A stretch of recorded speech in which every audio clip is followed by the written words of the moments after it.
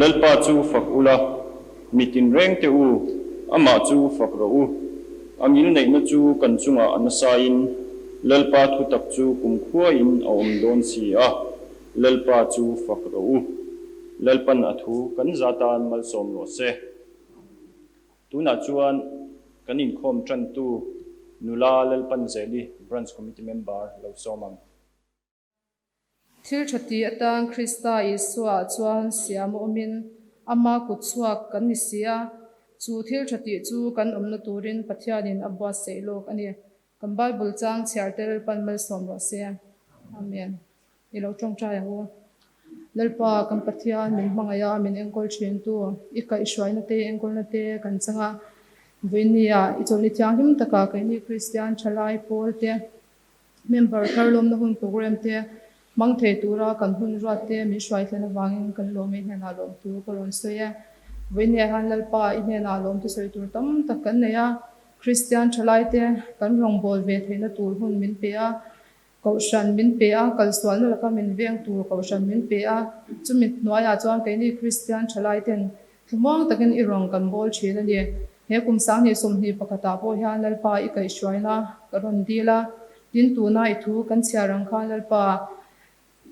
member the third cheu kan nia lalpa irong bol tu ta cheu kan ni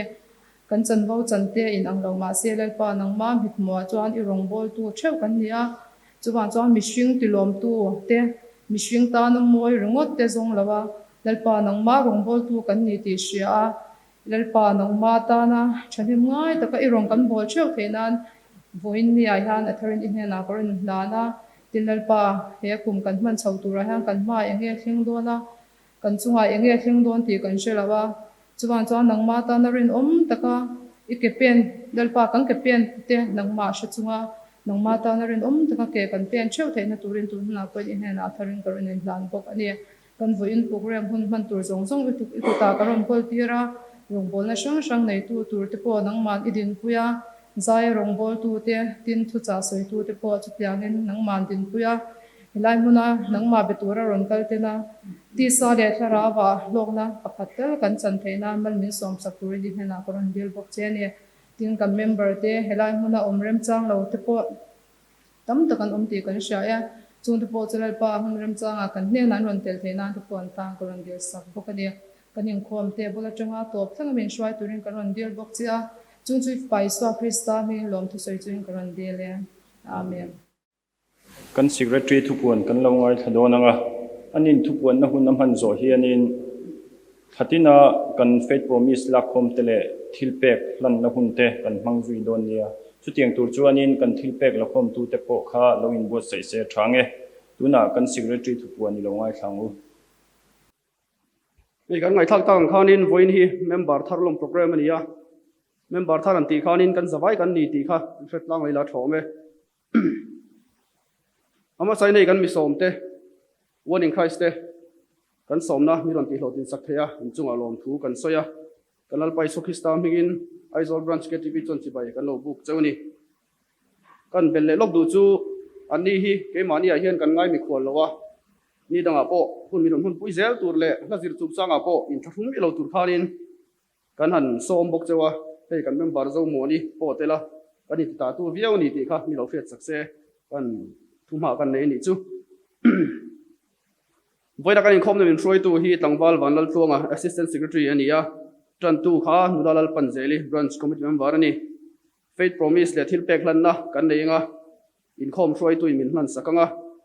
member lom na le thu cha toi hi kan leader tlangwalal himpuyan anei don ani introduction hi na kina rem changa secretary in aron neinga voindia hiarin pathian fakla saturin nula siding kui sailo ani kan member ania le kan soitang han in Christ te kan be sei ani member tong trai sakna hi tlangwal ara leng moya assistant leader hena tangin kan be sei bokang tin soi mai lo atha kan thiat chu hei voinia kan throi tu kal chuak mi pathum tlangwalal khunliana pulal thuam loya pulal lompuye ten in khom bana member ten kan in tur thingpui tui tak mi lo buat sai sak meka an chunga khan lom thu kan an soi ngal ani pathian he nei tong trayang lalpa kan pathian min mangai tu ingil nei na te in mangai na te kan chunga faklak in ilam tir zela hena lom thu kan soye lalpa kan pathian imal somna tam takin min pura kan loma lalpa kan pathian hei voinia te ibiak buka kan lokalin k3p tena thakina kan faith promise le thilpek te ima kan ron lapom le ania heng te hi lalpa Christian thalai pol tena irong kan bolzel na tan le iram zawna atana mang tangkai taka man ani theina turin ikut ro puya ifapa Isu Krista min kanon lane tuna chuan zai turin one in Christ kan lo som do nanga an hi hian hlan hi min nei sak thei do na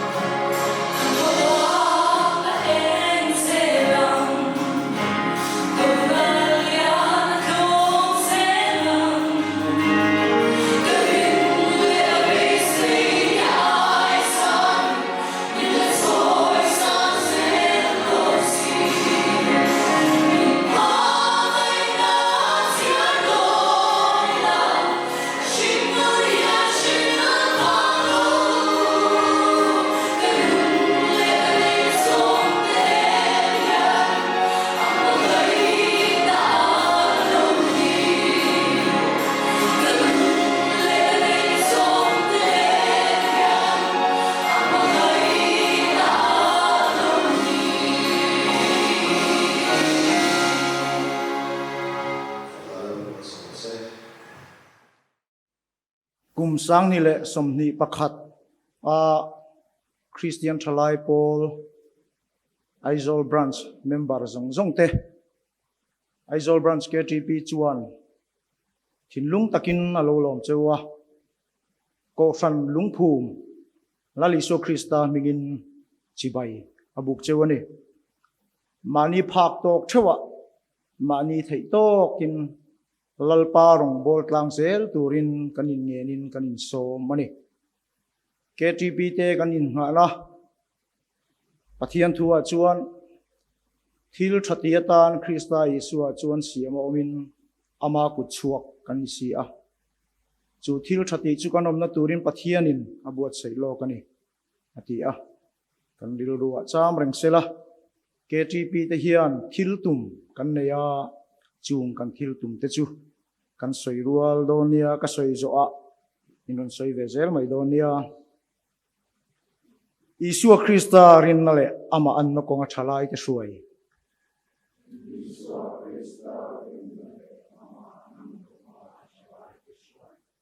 câu san cút kê ni tu ra thalai te buat sai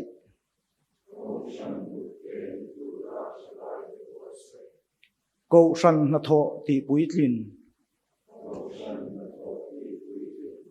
Krista chanchin thapuan dar KTP member kan ni chungin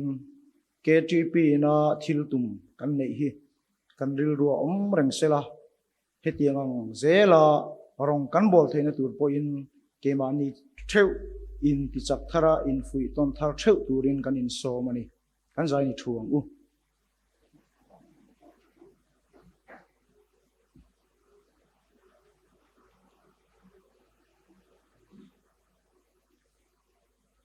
pathian thu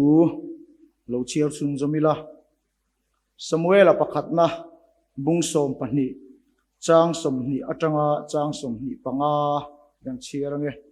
Samuel apakhat na bung som pani chang som ni atanga chang som ni panga Samuel chuan mi pui ne na chuan he thil thalo takhi in lo ti ngei taka ma se lalpa chu hoi san chuang lo ula ti tak zet in lalpa rong chu bol zok ro u tang kai na nei lo milem te chu besu thil tha an ti sak lo chuwa an chan chuak the hek lo chuani engma lo mai mai an si a ming ro pui tak awangin lalpa chuan ami te apai thadon lo lalpa chuan ami ata na siam chu hi alom zong tak ani si ke point trong trai sak cheu ban sana lalpa chunga sual chu katan ti thei ani lo thil dik le tha chu ka ko mu zelang cheu amai ro chu lalpa hi tiula rinom tak le thanem ngai takin arong hi bolang cheu intan thil ro pui tak ati te kha sereng ro u in sual lui zele ro chuan in lal te nen lam in boral vekang ati elai pathian thua hian chiang takin kan mu Samuel Israel te suai tu ni lain Israel mi puite an chiu hi em maya lal nei an dilani Samuel ne na lal min siam sakro kan chunga ro rel tu an tian ngen chiam maya anom dan kha an ning ani an kal phung pa ngai an nun dan phung pa ngai pathian ina an chunga ro rel dan kha an ning ani pathian ril ru na em maya mai ro chu pathian in Samuel ne na an duang tak chon lal chu siam sak ta che heng mi lul ho hi eng chen nge moni kala ka an hel thin don ni atia chu mi tum chuan Samuel an mi pui te ne na thu cha ro pui tak mai le poi mo tak mai asoya chu a thu cha chu ani atu na kan chiar kha he Samuel na Israel mi pui te ne na a thu cha hi voinia ke ni Christian thalai pol te tan hian in zirna le in fuina tan thil tangkai tak mai alan ni reng maya chu wain he tu hi toy te in kan han chui zui do na ni Samuel chuan mi pui te ne na chuan thil thalo tak he thil thalo tak hi in lo tinge takna a ma se lalpa chu poisan chuang lo ulati tak zitin lalpa rong chu bolang chu ati ani voinia kan nun theu in en le tila voing zan nge pathian tan rim tui lo kanom to voing zan nge thil kan lo ti sual to thin mani po in sit ngoi tum te kan nga em thin ani mani po kan in dem thina tin pathian ma hanin lan le te po in thla hun chang kan nei thin mishing kan ni atu ma kan fam kim lo wa kan ti sual thin fo renga kan zawai hian kan ni nima sila chumi hun a tak chuan he pathian thui kan ril ro om thin sila thil sual chu kan lo ti to thin ani mai thei ma sila lalpa pathian hi hoi san lawang ti tak zet le thanem ngai takin arong hi i bol chun zom zelang chu kan pathian ina min du dan min be sei dan ani tin i hian a soi chun zom le tang kai na nei lo milem te chu besu thil tha an ti sak thei lo chu engma lo mai an ni ati ani tang kai na nei lo milem te chu besu thil tha an ti sak thei lo chu kan nun theu hanin chut let tai la pathian rong bol lawa kan du dan da na kan hun kan mana kan tal vel lai hian enge hlok na kan nei chung chuan kan nuna thil tha a thlen thinin ti mun takin ngai tu ila thil tha a thlen ngai lo ni pathian lata oma piang ten thil tha chuan tlak soi tu ran nei ngai lo pathian kan hlat laia kan du angak kan hun kan man lai khan chung chuan ra tha min chu sakem kan nuna min chu sak karing lo in chim na te lung ngai na te beidon rum na te min thlen jok thina ni heng hian thil tha min thlen sak ngai lo wa tin min chan chuak the hek lo chung chuan ha chol na tak tak te ha adam na tak tak te han thamuan ruk veng na te min hu chiang ngai lo ni eng ma lo mai an ni chung chu kan ril ro hian ni vong thar leang u aming ro pui taka wangin lalpa chuan ami te apai thladon lo kan pathian mangai na ye thu ke em maya mi fel berakan ngai le mi sual berakan ngai te po hi ang khatin min en vek ani chanchin drama thai jiak bung rup chawa khan kan hua lali suan tlang chunga thu soi a khan thu poimo tak tak thu cha poimo tak tak mai lali suan a soi jinga khan in pa vanami fa te in ni vek thena turin in pa vanami chuan mi tha chunga po ni asatira ruwa asutira misual chunga po ni asatira ruwa asutira ni ti in asoy ani mi fela kan ngai te misual kan ngai te kan zawa hian pathian in ang khatamin mangaya wangin misual de nia kan thre te po an tluan em tum te mal som na an don lai te kan muang tin he ta le lama mi thatak nia kan ngai te a sheom ti tak le ril ru bai vai ta kan om cham te po kan muang a chan chu pathian in ang khatin min mangaya chu wangin ama mangai le tu te chau duat lur bi kha pathian hian arem kilo ama ngai sak ve mi lo le tlan bo sam lop te po kha pathian hian a zui a mai nei a chui zui thir ni chu wangin kan pathian hian a ming ro pui ta ka wangin ami te atang hian min pai khaphal lo ni chuti ni chuan eng ang poin lo tu thin mai la lo tol le thin mai la kan lalpa la mi hoi ta tang u kan hoya piang in ani chuan lawm takin min lo thlamuan thin ani min lo kuang kwa thin ani ti hi kan pathian thu hian asoi chiang em mai ni tin samuel a chon ti hian mi pui te ne na asoi chun zom boka ke point trong trai sak cheu ban sana lalpa chunga sual chu katan ti thei ani lo thil dik le tha ka ko mu zel zo kam cheu ati ani voinia hian helaya rongkal khom te aminga in shuai tu te yan en ula mi fing beran ni lawa mi thiam beran ni lawa mi thaber pon hek lawarin na chak ber pon ni mi alo kan sheve ani an thiam na te an thei na te Kristan hen shuai thleng tura member te ne na an thodan an na thodan te achang chuan kan du khop lo thin viu mai the ni ma se kan thria rem tu chu mi then khat thi chu tong klem chi te ngoi renga thok miel chi te tiang kan mi je sang pu vek talent in anglo tak vek kan ni a kan thiam zong kan thei zong ai dang lo ni kan be se ang khan lo phalo ni ko in kan sia drenga ta na ka du chu in shuai tu te hian in tan hian tong trai an ban san ngai lo ni ti hi lo shreng ula ka du ni samuel a point mi pui te khat na achang chuan han lulin han sur thin ma sela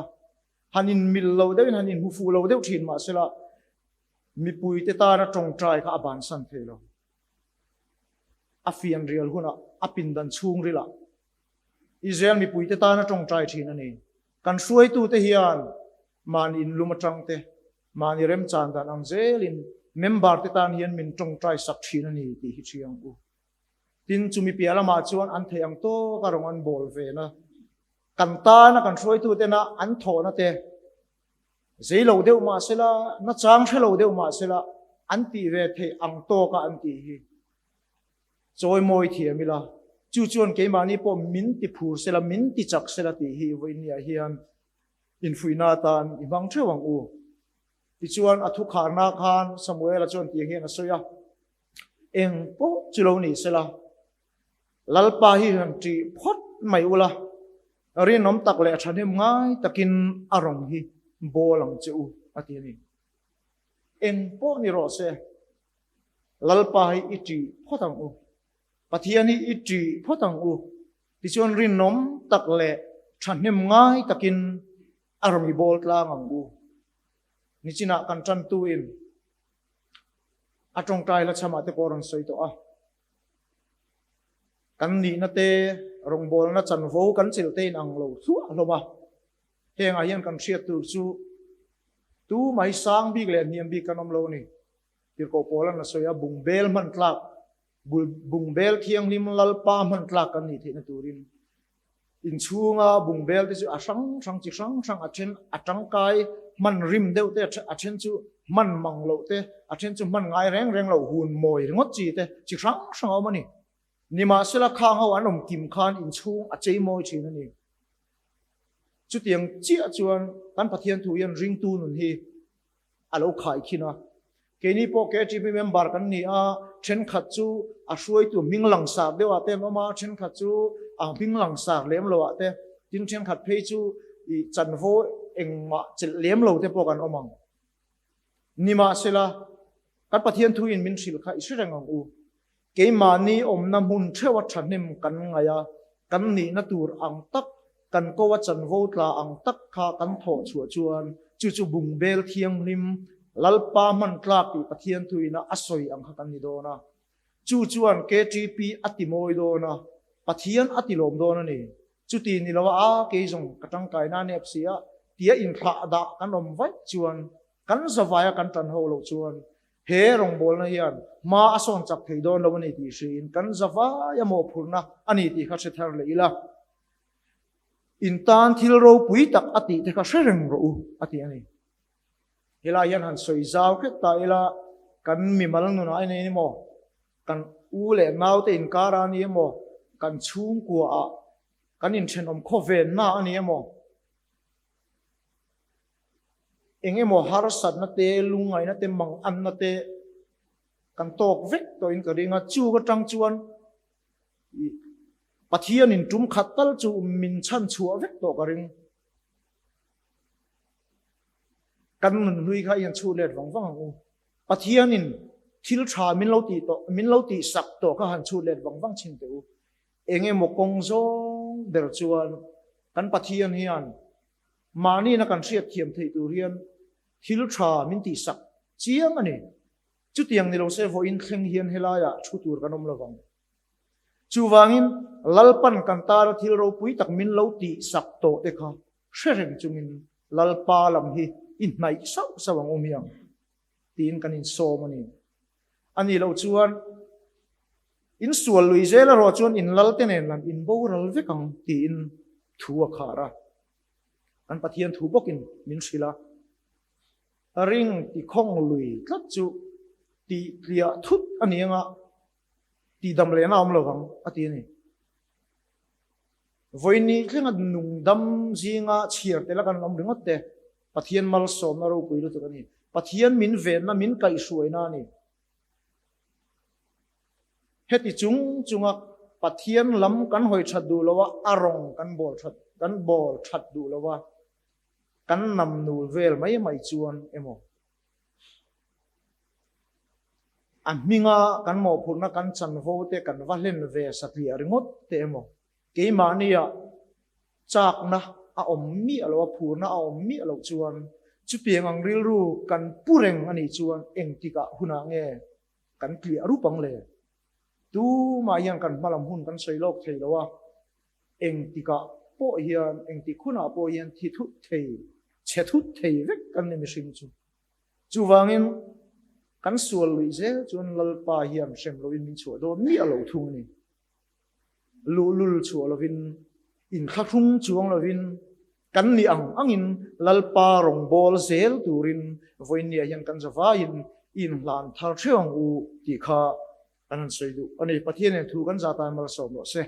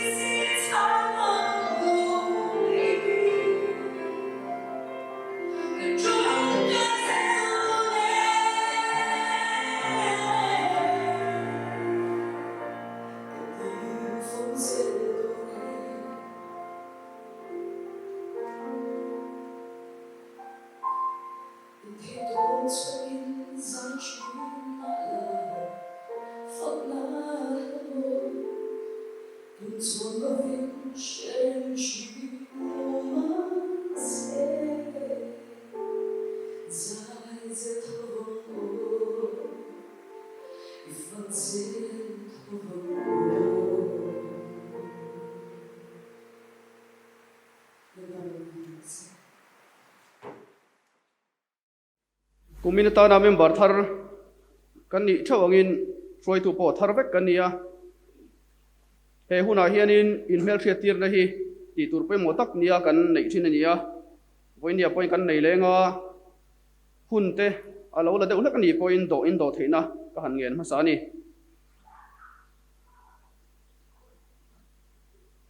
voinia kan mi som te han tin tir ve sam ka du rolin an zai to a an ding chok to a kan tin tir to lovanga introduction in tan mol molela thome kan leader tlangwala himpuya loading se khungain ani hi ex officio property and documentation subcommittee ani bokani assistant leader tlangwal arla engmoya ani hi chairman program subcommittee ani ya ex officio sport and literature subcommittee ani bokani hi secretary lalrem siam changte kania assistant secretary tlangwal banal tuanga ani hi secretary program subcommittee ani bokani nula aralun pui treasurer ani hi chairman decoration and refreshment subcommittee ani uzai ming thanga finance secretary ani hi chairman music subcommittee ani bokani branch committee member te minglam piang loading se pu eflal fakzwala ani hi chairman marka group ani e tlangwala lianzama ani hi editor dulos ani ya ex officio marka group ani bokani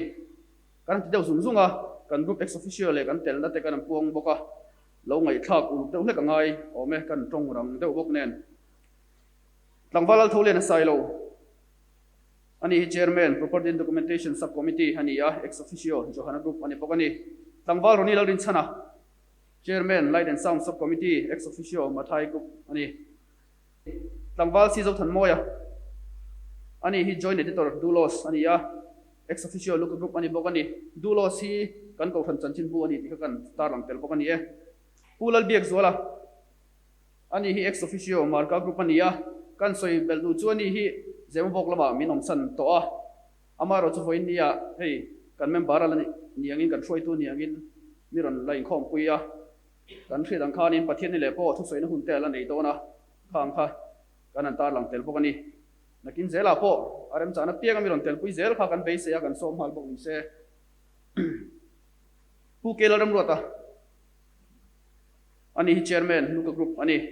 tlangwalal chan sofa nai chairman mathai group tlangwalal lompuya chairman sport and literature subcommittee ex officio mathai group ani tlangwalal nun huwa ani hi kan ko hansai pol conductor ani ya joint editor dulos ex officio local group ani bokani pu silaram rota ani hi chairman johana group nula zorem sangi ex officio marka group member na pakan khoi zel theila kanin ngen ni se nulalal mangai sailo secretary evangelism subcommittee ex officio look group ania nula jinilal unsangi treasurer look group ani nula estral du saki ani hi secretary music subcommittee ex officio johana group ani nulalal panzeli ani secretary decoration and refreshment subcommittee ex officio marka group nulala rokholi ex officio mathai group nula f dalmal somi treasurer johana group nula silorin sangi treasurer mathai group nula bilal biagmoi treasurer marka group tenni voindia heminin miron telpui lo nangin kan soilan du pokachu kan pastor bil du pastor reverend dr p bilal mal somahi kan ex officio ania kausan committee ai o hi upalal thar sela ni ti kha mem parten kan thet tan kan tar long pokani lalpa kan pathian du tak mangai tu keini thalai te lalpa voini thlenga irong bol ve mina phal sakawangin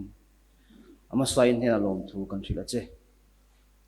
lalpa kan ram mai ni lo khovel puin hun har sa atoka lalpa kan pathian du takin mangai tu sipui leng kara kumsang hi som hi nangin suai chuaka ichuan kumsang hi som hi pakhat nangin suai thleng le poka hengte wang po hengan lom em lalpa lom thu kan thil che ani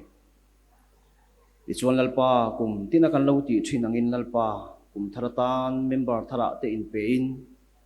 lalpa mingte kan ziak lu thina kumin kumsang hi som hi pakhat Christian thalai Paul Aizol branch cha po thalai mi jali som sari pani lai mai kan ziak lu le a lalpa kan lom me malom thu kan thil che ani ichuan lalpa member thar zong te khongai takin minom puila itharau thiang hemin nangi min chen chilla min hruai zela kan du'a lalpa kan hun kalta a te kumliam ta a te min lo om pui to thinang khan e kum thar kum sang hi som hi pakhat kan man chho me ka po hinangi min hruai le la lalpa ko san kut ke kan ni na konga te lalpa ko san na tho kan ti pui tin na konga te i chan chin tha puan dam na konga te lalpa i thalai rol te nangin thei to pin helayal member thar zong te bom shuai i tharau thiang min nangin min shuai zelang che i chuan lalpa kan pathian du tak min mangai tu kan member pui te kan thian te lalpa voini helai ron thleng phave lo te har sana sang wangin lalpa chan sang wangin helai mun aron thleng thei lo ani lalpa thende chu ibek bu khiang him kalchak ngoi sualina boy be tatte thende chu lalpa ibek bu khiang him kalchak na po nei lem lo te tin lalpa then chu lalpa kal ngai na po se lo ko pa solenti buai te po mitam takanom ti kan sia lalpa apoi kan ti lalpa khongai takin kan ne na omong yan ne na omna tharau hun tatin min pola lalpa voini hian an tan kan dil saka kan tong try saka khongai takin an tharang nun nangin min ven sakla lalpa nang ma nei lawan boral nangin phalsu la eng tiknia mo chon lalpa limle lom takan nang ma kan fa kan choi moi ho je kan la be se tak ani tin lalpa tun lai khovel boile hasana sang kara kan oma lalpa email hi athei thil hi atam em to ani lalpa chung la ka po chuan thalai rol te min humla lalpa kan thei to ka kan phak to ka heirong bol na poimo takhi kalpui zel thei turin khongai takin min suayang che kan ti tu ngoi kan lo ti lo te kan ti lo tu kan ti te tam taka omang lalpa khongai takin kan ti dik lo te kan ti so to zong te khongai takin min ngai da mang che zong min mangai tu lali suwa Krista nangin kan dile amen